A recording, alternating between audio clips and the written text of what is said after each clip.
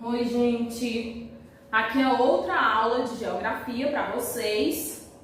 Nessa aula de geografia vocês vão ter conhecimento sobre a hidrografia do Brasil. E esse estudo que vocês vão fazer vai ser das páginas 40, 41, 42, 43 e 44. Já essas duas últimas páginas vai ser o conteúdo, a parte das atividades que vocês vão produzir, certo? Seguindo adiante da parte sobre a explicação, o que é essa hidrografia do Brasil. Antes de nós tivermos essa pausa, eu expliquei alguns pontos sobre a atmosfera, a hidrografia, o que constitui no nosso planeta. Eu lembrei sobre certos termos, sobre certos prefixos, sobre certas partes na palavra para vocês se lembrarem o que quer dizer. Na palavra hidrografia, hidro quer dizer água, você pode se lembrar de hidratar. Grafia, essa partezinha, essa finalização, você já pode lembrar de estudo, ok? E o que quer dizer tudo isso? A explicação que eu tenho para a hidrografia é: hidrografia é o estudo das águas de um determinado espaço. Eles estudam um determinado espaço. Que espaço seria esse? O nosso planeta, certo? E um exemplo desses elementos que estuda-se na hidrografia é os oceanos, os mares, os rios e os lagos, certo? Se tem outras partes no planeta que também é estudado, exemplo, os lençóis freáticos, que nós tivemos uma aula de ciências que eu mencionei em sala para vocês antes da nossa pausa, que os lençóis freáticos é onde nós possuímos para ter a retirada da água doce. É lá dos poços profundos que as pessoas fazem a retirada dessa água para que nós possamos beber, lavar o cabelo, tomar um banho, ok? Seguindo adiante, oceanos. É importante vocês, quando estiverem fazendo esse estudo, pegarem o livro de vocês e fazerem certas marcações, ok? Oceanos e mares. Ai, meu Deus. Grandes extensões de água salgada. Um exemplo disso pode ser as praias. A gente tem várias praias em Fortaleza, que é um exemplo desses oceanos e mares. O Brasil inteiro ele é constituído por várias partes onde tem oceanos e mares, e tem uma parte que nós temos o litoral. O Brasil é um exemplo disso, de litoral por conter. É um exemplo disso por conter essa região litorânea, de ter o oceano encostando na areia, na parte do solo da região brasileira, certo? A costa brasileira, o que quer dizer isso? Essa costa brasileira geralmente é a parte onde o solo está juntinho com o oceano, com o mar, ok? Os rios, esses rios, eles são correntes naturais de água doce. Correntes naturais de água doce. O que eu quero dizer com isso? Os rios, normalmente, eles possuem uma fluidez. O que quer dizer essa fluidez? Eles entram em movimento. Esse movimento que eles fazem, eles estão tentando ir em direção a mares ou outros rios ou lagos, certo? As partes de um rio. Existem certas partes no rio que são importantes vocês apontarem, que vai ter uma imagem no livro de vocês, da página 40. Essas partes do rio quais são? Nascente, afluente, margens, leito e foz. Nascente, o nome já é bastante importante, já é uma coisa que você pode assemelhar com nascer. Já dá para lembrar de bebê, um bebê. Essa parte onde o rio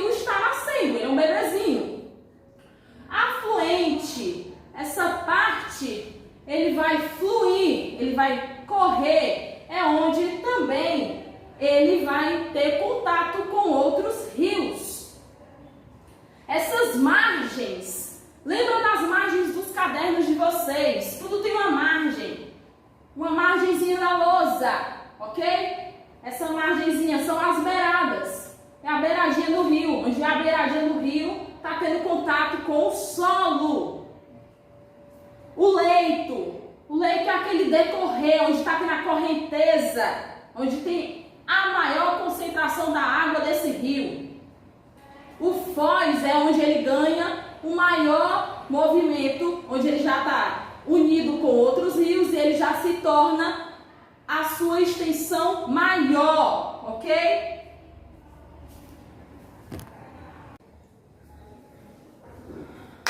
Continuando nessa situação aqui, perenes e temporários são duas nomenclaturas para alguns tipos de rios. Exemplo, perenes são aqueles rios que eles permanecem cheios, eles não vão ter alterações no seu volume. Já esses temporários, como o próprio nome diz, eles vão ter um certo probleminha, porque determinadas épocas do ano, esses rios eles vão dar uma certa secada. Um certo fato interessante é porque certas espécies de peixes, por mais que esses rios eles sequem, eles acabam ainda continuando tendo sua vida. Tem um peixe que é típico aqui do estado do Ceará, que é a traíra.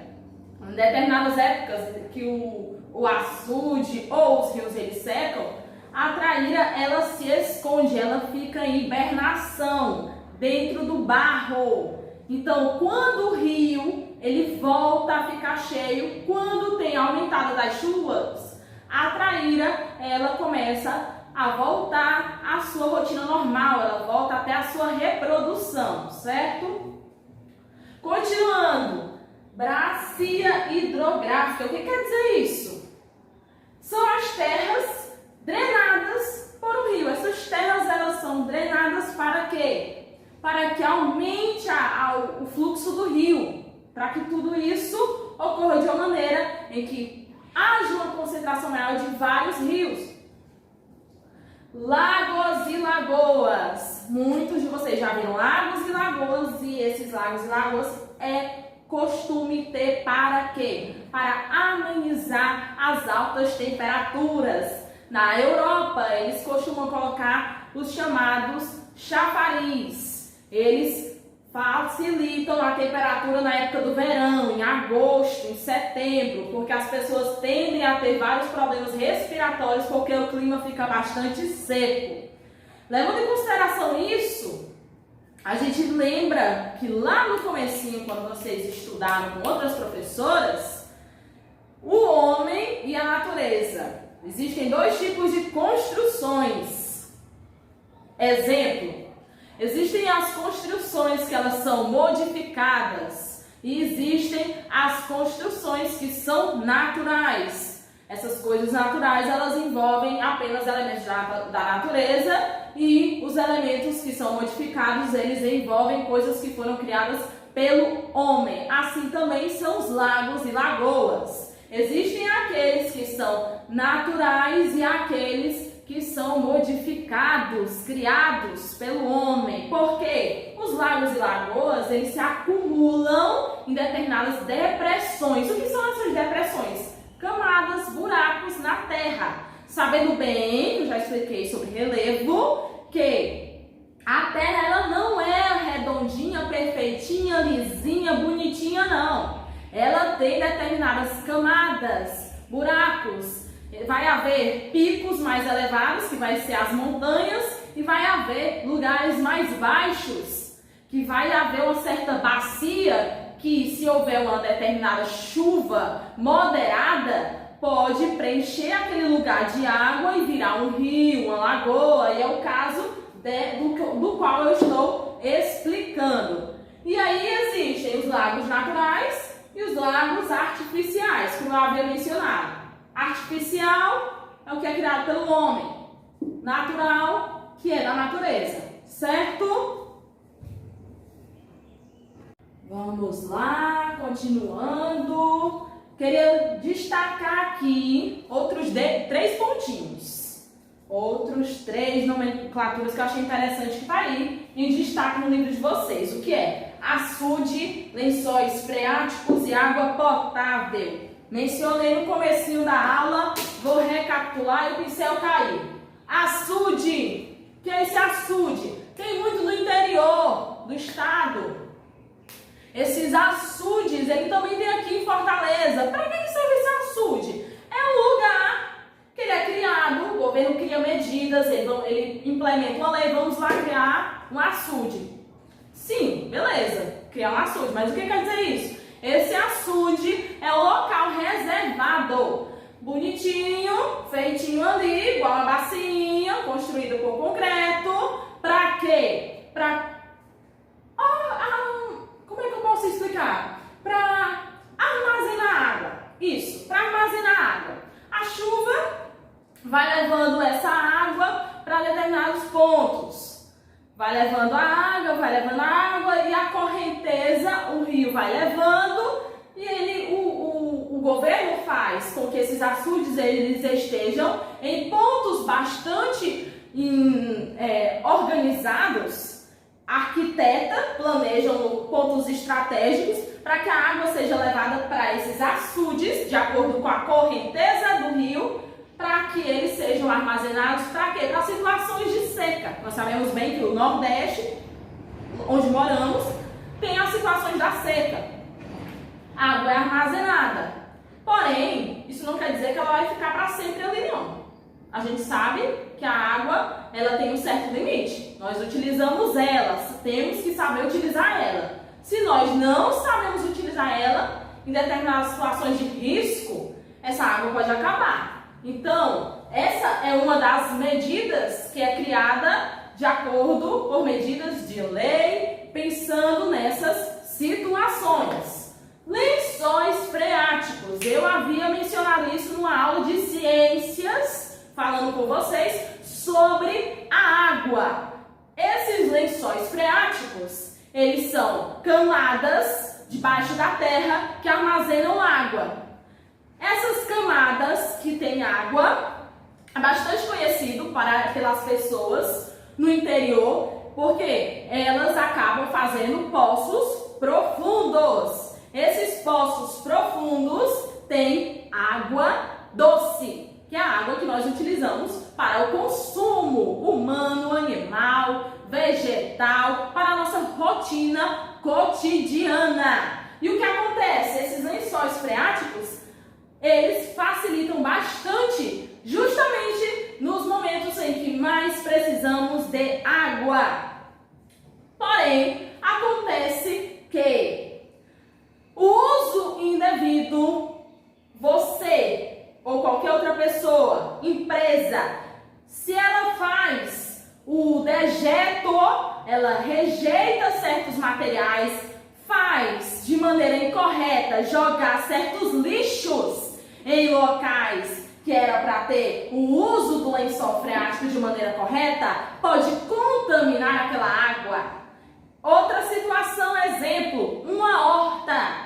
Uma horta, normalmente as pessoas utilizam certos venenos. E esses venenos acabam prejudicando na água, nos lençóis freáticos. Como? Por quê? A pessoa coloca esses venenos na água. A água que vai colocar no determinado plantinha lá, no alface, no tomate, no pimentão. E essa água, ela vai para a terra, no solo, desceu, foi para o solo, ficou no lençol freático, contaminou a água. E aí é que tem um problema. Porque você não pode utilizar mais ela, porque ela está contaminada.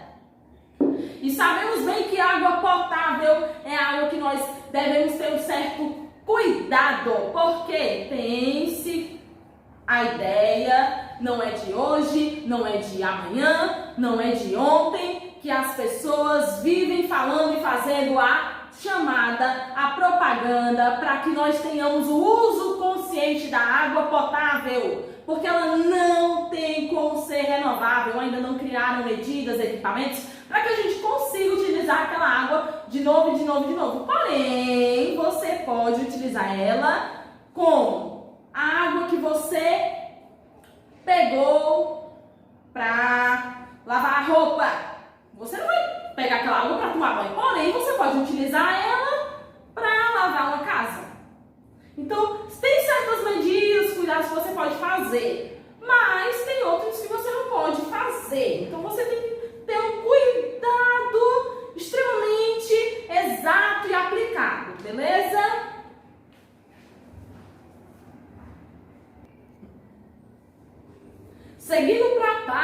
da atividade, na página 43, vocês vão ter 3 questões. Essas questões aí vocês devem fazer uma avaliação simples. Na primeira questão, você vai observar as características apresentadas abaixo e pesquisar e escrever a resposta correta. Você vai olhar o item A, B, C e D e vai fazer uma análise e vai dar a resposta. Tive problemas, o que é que eu posso fazer nessa situação? Dá uma pesquisadazinha na internet. Qualquer dúvida, chama lá no nosso grupo. No item A, parte do oceano que banha os continentes. Tem uma respostazinha no texto. Se você der uma consultada, você vai conseguir achar essa resposta. B, água própria para o consumo humano. O que será? Você vai dar a sua resposta. Tem uma resposta exata para isso. C, um lago pequeno. O que será? D, corpo hídrico artificial. Tem uma respostazinha. Dá uma análisezinha no texto que você consegue achar essa resposta. Passando para a questão 2. Temos, complete as frases utilizando o grupo de palavras dos quadros. Tem um quadro roxo, rios, continentes e riachos. E um quadro verde com as palavras oceano, salgada e mares. No item A, você vai completar com as palavras correspondentes de água que vão em direção ao mar ou a outro rio. Assim, da mesma maneira, você vai procurar as palavras correspondentes para completar o item B, certo? Questão 3. Você vai observar as fotos a seguir e identificar os objetos de estudo da hidrografia que estão sendo representados. Questão fácil. Tá no papo isso aí, gente. Dá para fazer de maneira simples. Passando para a página 44, você vai para a questão 4, que você vai apontar quais são as partes de um rio. Que se você for bem esperto, como vocês são, vocês vão anotar tudo que está lá na explicação, lá no comecinho da parte de hidrografia, que vem apontando quais são as partes de um rio. Na questão 5, você vai dar a sua opinião, porém, atenção, a opinião ela não pode ser uma opinião qualquer, tem que ser uma opinião referente à pergunta. Qual é a importância desses açudes para as regiões mais secas, como a região Nordeste? Escreva abaixo, de acordo com o que eu falei, o que você entendeu? Qualquer coisa, dá uma pesquisada no Google. Tem notícias sobre essa questão de seca no Nordeste, sobre os açudes, é uma ideia para vocês. Já fica um assunto para vocês pesquisarem aí em casa. Na questão 6, essa questão é simples. Vocês vão ter que pegar o número e letra e formar as palavras correspondentes. Não tenho que falar disso aí. Vocês são espertos, no instante vão responder. Na questão 7, você vai ter o quê? Pesquisar e responder. No item A, qual é a origem do nome do Oceano Atlântico? Você vai tentar descobrir isso aí. Dá uma pesquisada na internet e vai dar a resposta para nós. B, qual é a maior bacia hidrográfica do planeta? O que acontece? A questão 7 é só curiosidade. Então, por ser curiosidade, ela requer que você seja um aluno curioso e vá lá no Papai Google e dá uma pesquisadinha, ok? No item C, qual é o principal rio da bacia hidrográfica do Rio São Francisco?